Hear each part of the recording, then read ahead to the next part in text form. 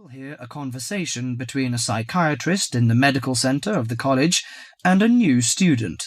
First, you have some time to look at questions 1 to 4.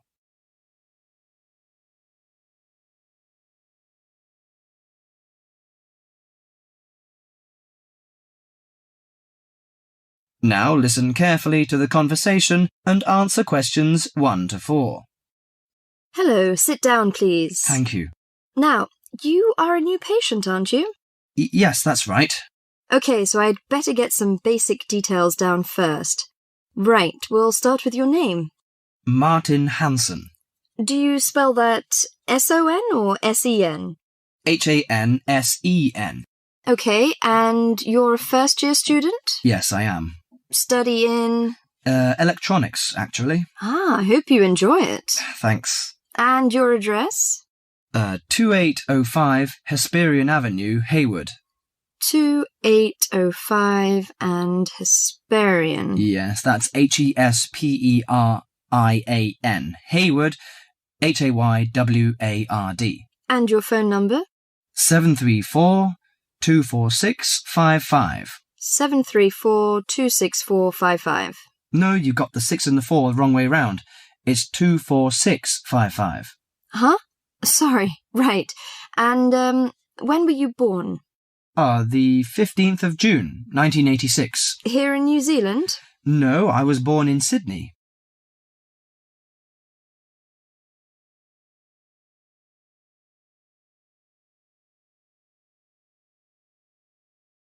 Before you hear the rest of the conversation, you have some time to look at questions 5 to 10.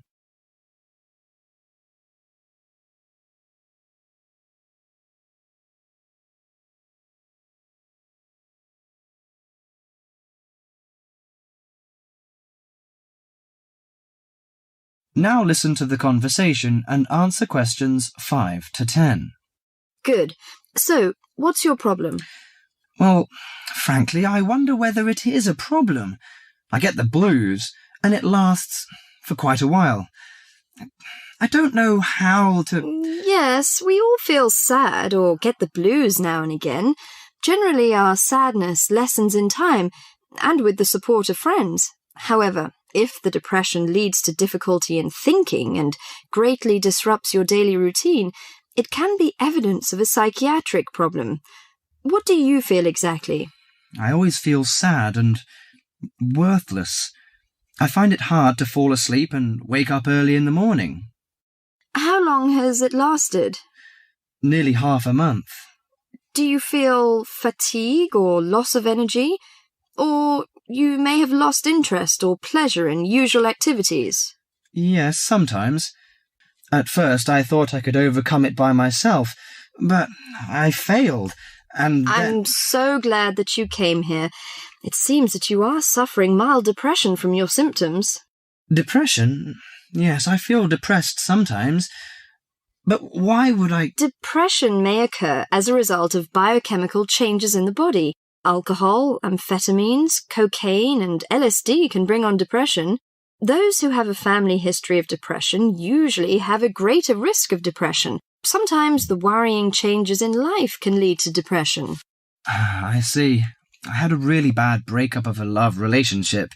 It makes me feel hopeless. Do you think I need some treatment? Yes. Antidepressant medications are often used to treat depression, if it is serious. But I don't suggest them at first because of the side effects. I suggest psychotherapy, which can give you support and help you regain control.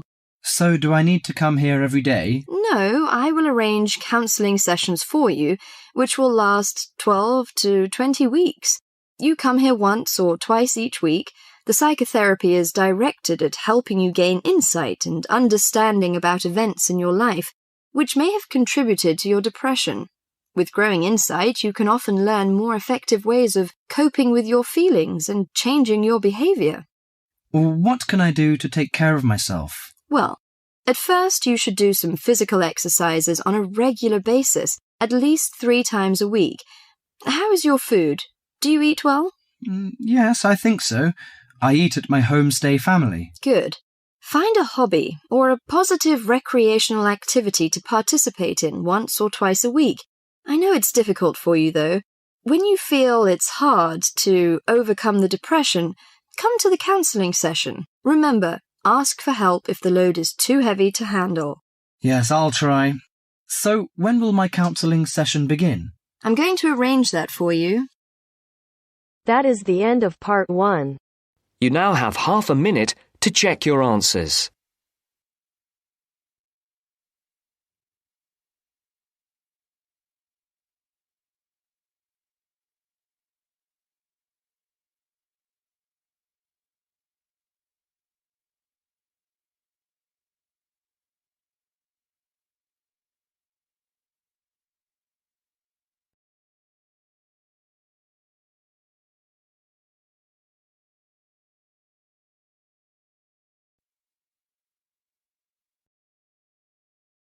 Now turns to part 2.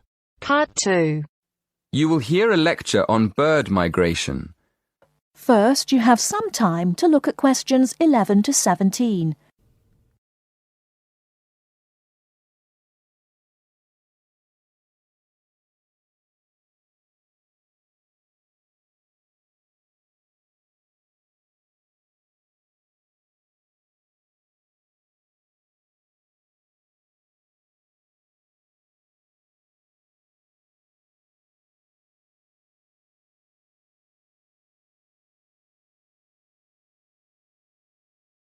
Now, listen carefully and answer questions 11 to 17. My lecture this evening will focus on the migration of birds. That is, how birds fly in big groups from different parts of the world at certain times of the year. In the first part of the lecture, I'll talk about the reasons why birds migrate, when they migrate, and which parts of the world they migrate from and to. To start with, why do birds migrate? Well, there are two main reasons. 1, they migrate to look for food, and 2, they travel to parts of the world that are more suitable for breeding. In fact, these reasons are closely linked. As you can imagine, when birds are breeding, they need extra food to feed their young. And in the spring, in the cooler climates of Europe, there is a lot of food for birds, especially insects. So, generally, during the spring, birds fly up from the tropics, which are hot, to cooler climates in the north. They stay there for a few months to bring up their young. And then, when the weather in the north gets cold in the winter, they fly back to warmer climates in the south. Now I'd like to talk a bit about how global warming has affected bird migration. One of the effects of global warming has been to make the spring come earlier in the northern regions of the world. When spring comes early, the plants and insects that birds need to bring up their young are also available earlier. Research has shown that quite a lot of birds have started to migrate earlier because of higher temperatures. But unfortunately for some species, this hasn't been early enough. What I'm saying is that birds that are travelling a long way for breeding may arrive too late to find enough food to feed their young, and their population drops drastically. Scientists are currently researching more about this. Before you hear the rest of the talk, you have some time to look at questions 18 to 20.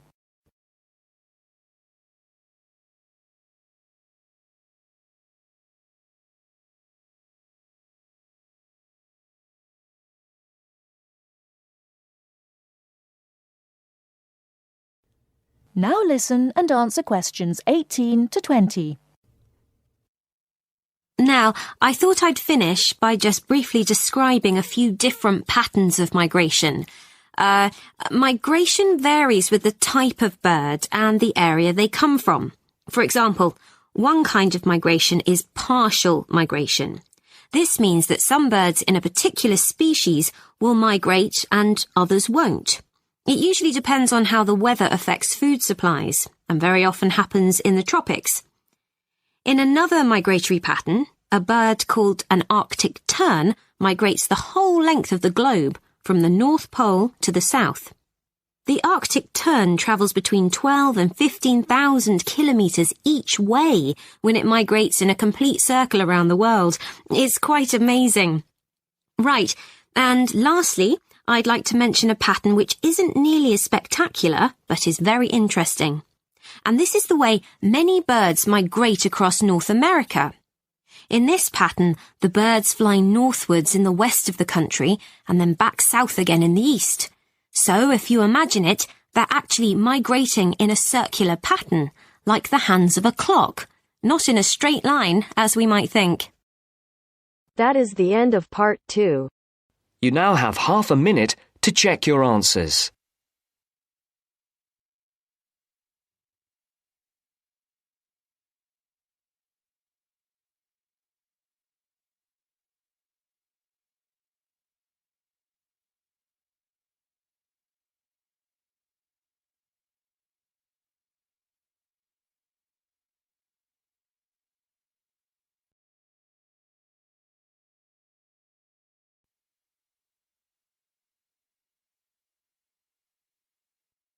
Now turns to part 3. Part 3. You will hear 2 engineering students, a woman in her 6th year called Linda and a man in his 5th year called Matthew, discussing the benefits of student work placements. Before you listen, you have some time to look at questions 21 to 26.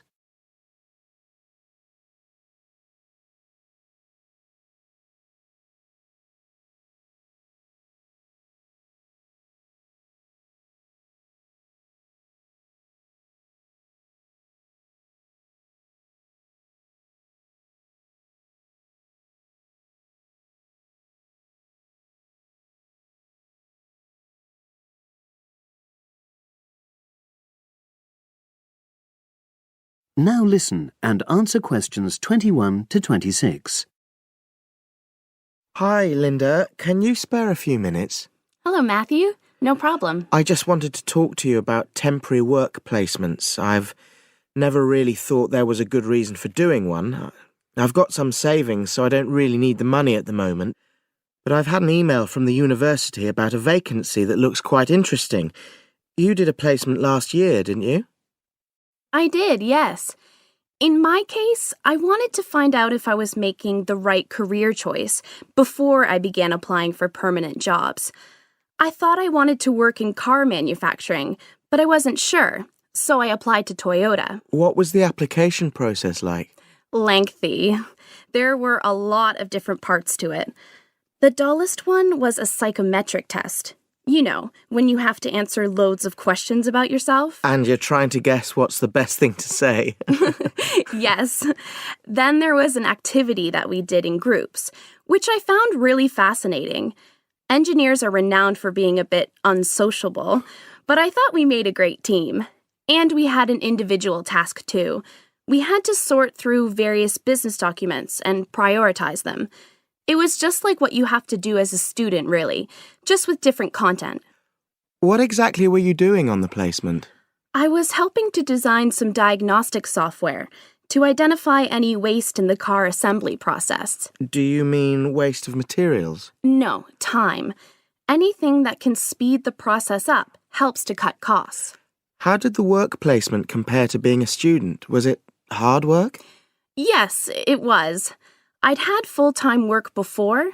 I've done various unskilled jobs during university holidays, and some of those involve long hours. So I thought I'd find it easy. I was wrong, though. I think when you're on placement, you're always trying to prove yourself. So you push yourself hard to succeed? Yes. But I got a lot of support from my employers. They were always helpful. And then, at the end of the placement, I was given formal feedback. Do you mean on your engineering ability? Well, no. I didn't really need that because we had team meetings every other day. And so I had the chance to discuss technical issues and ask about anything that wasn't clear. The evaluation was about general workplace things, like organizational ability, initiative, that sort of thing. I get the impression you think you benefited from the placement. Well, the best thing is that they've offered me a job for next year. Depending on my exam results, of course, but still. A permanent one? Yes. But apart from that, I learned so much. The industrial environment was much more demanding than the academic one, so my general skills improved, like time management, meeting deadlines. And on the technical side, I learned new software packages, like MS Project. Well, I think you've convinced me that work placements are worthwhile, but while you're here, can you give me advice on something else? Before you hear the rest of the conversation, you have some time to look at questions 27 to 30.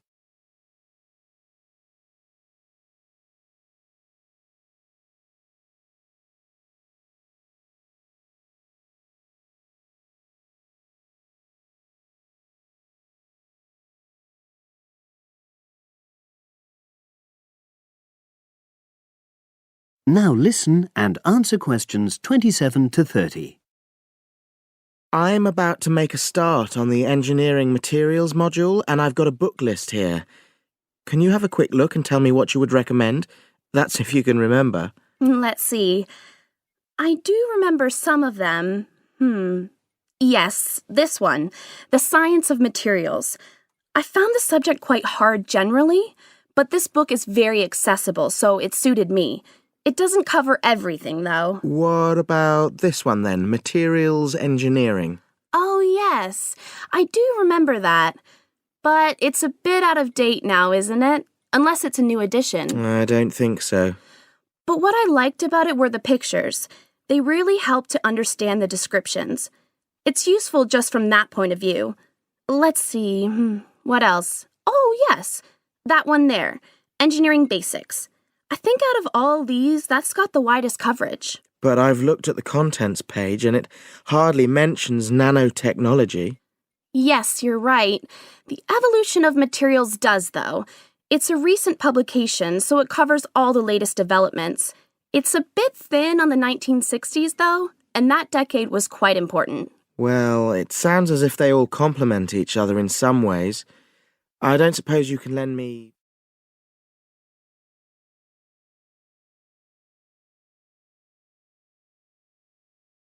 That is the end of part 3. You now have half a minute to check your answers.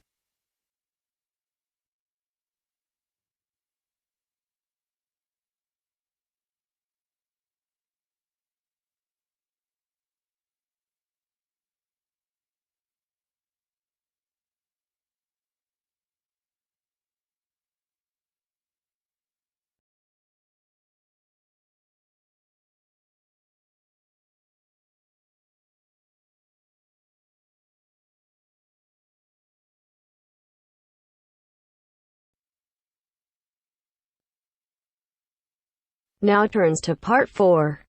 Part 4. You will hear a lecturer in education talking about some experiments done in the USA to investigate the effects of reducing class sizes. First, you have some time to look at questions 31 to 40 on pages 71 and 72.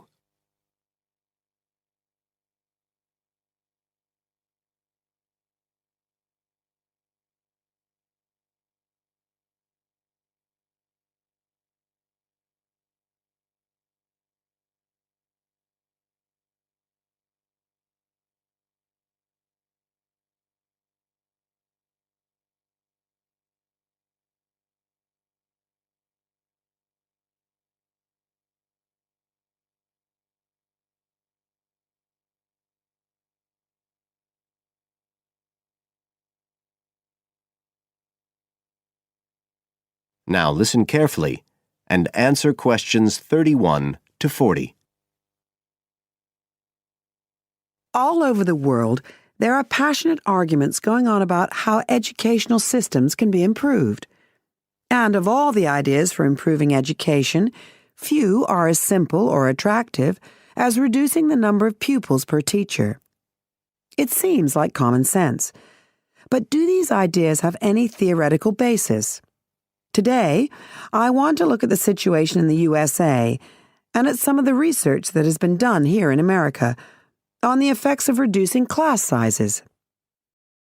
In the last couple of decades or so, There has been considerable concern in the United States over educational standards here, following revelations that the country's secondary school students perform poorly relative to many Asian and European students. In addition, statistics have shown that students in the nation's lower-income schools in the urban areas have achievement levels far below those of middle-class and upper-middle-class schools. So would reducing class sizes solve these problems? Well, we have to remember that it does have one obvious drawback. It's expensive. It requires more teachers and possibly more classrooms, equipment, and so on. On the other hand, if smaller classes really do work, the eventual economic benefits could be huge. Better education would mean that workers did their jobs more efficiently, saving the country millions of dollars. It would also mean that people were better informed about their health, bringing savings in things like medical costs and days off sick. So what reliable information do we have about the effects of reducing class sizes? There's plenty of anecdotal evidence about the effect on students' behavior, but what reliable evidence do we have for this?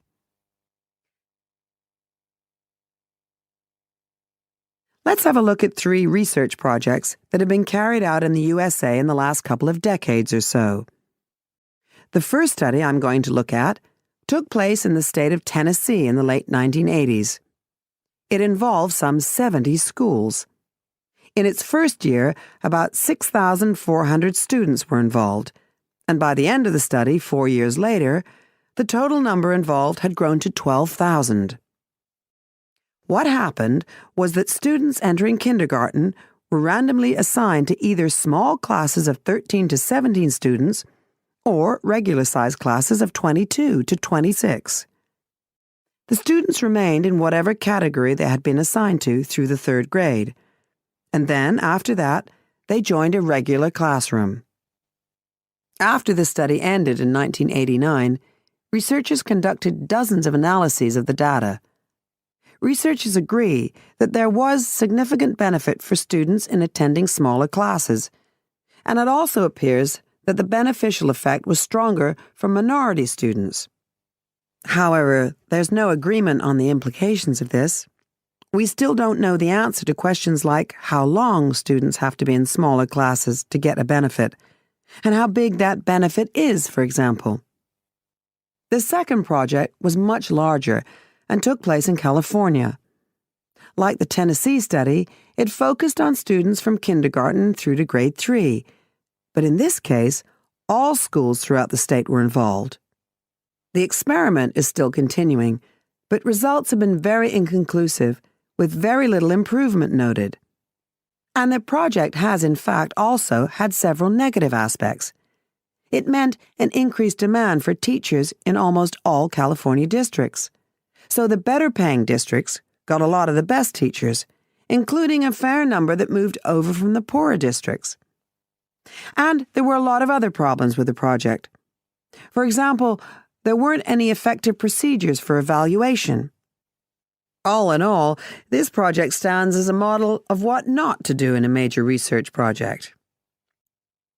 A third initiative took place in the state of Wisconsin at around the same time as the California project began, and it's interesting to compare the two.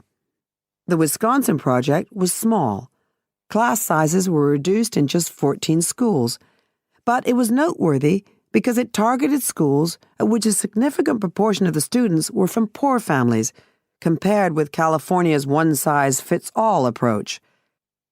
Analysts have found that the results are very similar to the Tennessee project, with students making gains that are statistically significant, and that are considerably larger than those calculated for the California initiative. Now, I'd like to apply some of these ideas to the latest.